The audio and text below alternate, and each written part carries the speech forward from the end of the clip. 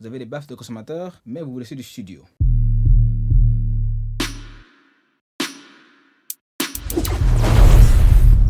La taille de votre chambre comparée à vos baffes. N'achetez pas des baffes trop petits ni trop grands. Parce que si vous en achetez trop petits et votre chambre est grande, ou l'inverse, vous n'allez pas pouvoir exploiter le son complet de vos baffles. Vous ne pourrez pas être à une distance adéquate si vous achetez des baffes trop grands et que votre chambre est rikiki. Vous ne pourrez pas entendre ce que vous cherchez à entendre précisément. La distance entre vos baffles et vos oreilles doivent être égales. Sinon, vos oreilles ne seront pas bien placées. Le type de son que vous voulez avoir selon le style de musique sur lequel vous allez travailler.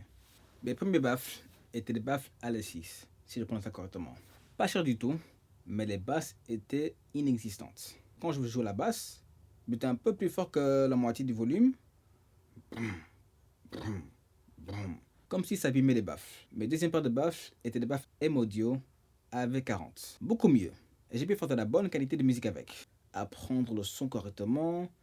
Les basses étaient mieux, mais pas comme si j'avais un subwoofer. J'ai eu ça pendant 5 ans.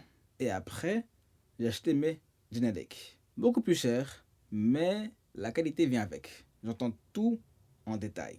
Pour savoir quelle baffle je voulais finir par acheter, à long terme, j'allais au magasin de musique près de chez moi et je testais tous les baffles qu'ils avaient.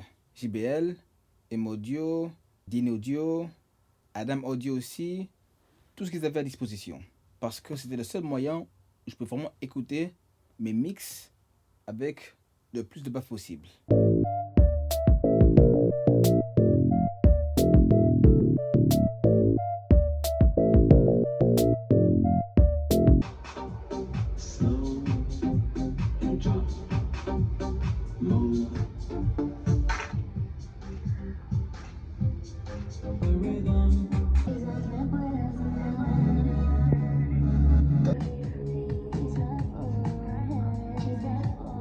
Sachez le point fort et faible de vos baffles.